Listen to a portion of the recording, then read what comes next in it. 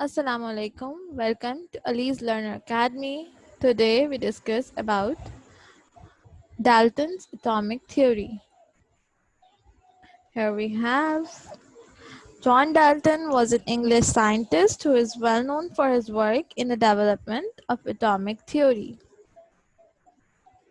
Around first decade of 19th century, chemist John Dalton proposed a theory called Dalton's atomic theory. In this theory, many concepts regarding matter, composition of matter, atoms, and its combination resulting in compounds were better understood. Now let's move to the postulates of the theory. Here we have 6 postulates of Dalton's atomic theory. First postulate is all matter is composed of tiny particles called atoms. Second postulate is atoms are indivisible particles, cannot be created or destroyed in a chemical reaction. Third one is atoms of a given element are identical in mass and chemical properties. Fourth postulate, atoms of different elements have different masses and chemical properties. Atoms combine in a ratio of a small whole numbers to form a compound. Relative numbers and kinds of atom are constant in a given compound. Let's move to the explanation of these postulates.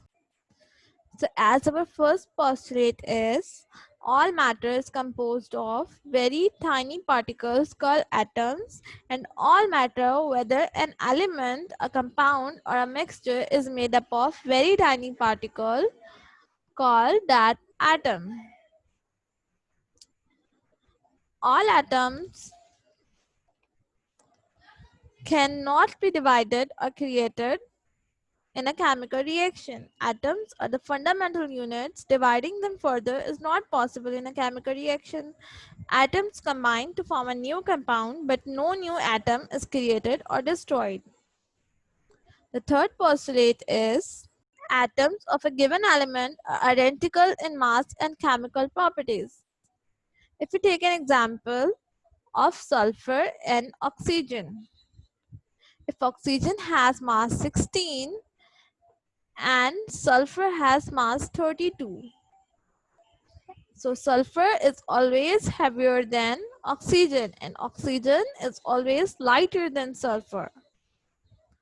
So that oxygen and sulfur are both different compounds and they both have different chemical properties.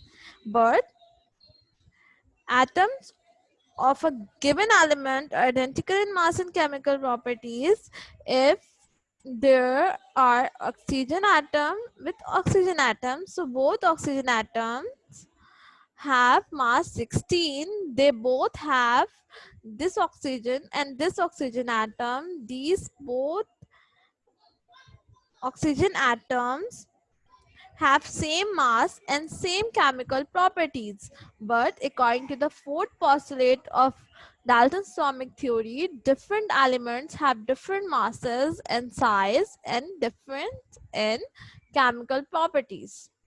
So sulfur and oxygen are different in masses and chemical properties as well.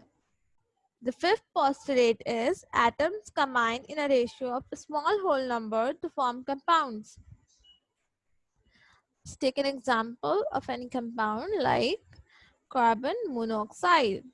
In carbon monoxide, one carbon combines with one oxygen to form carbon monoxide. Exactly, in the compound of carbon monoxide, there is one carbon and one oxygen. So according to Dalton's fifth postulate, atoms combine in a ratio of a small whole number. If we take an example of water, so in this compound of water, there are two hydrogen and one oxygen. And water, in the compound of water, hydrogen and oxygen combine in a simple whole number ratio. Okay, so let's move to the next postulate. And the last postulate is relative number and kinds of atoms are constant in a given compound. So, in every compound of water, there are same number of hydrogen and oxygen atoms. If we take an example of carbon dioxide, so in every molecule of carbon dioxide, there is one carbon atom combines with two oxygen atoms to form carbon dioxide. This is always happens, that number and kinds of atoms are constant in a given compound. That's all about Dalton's atomic theory.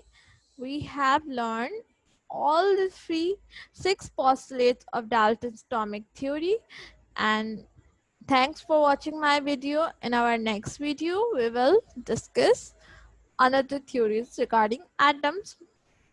Thank you.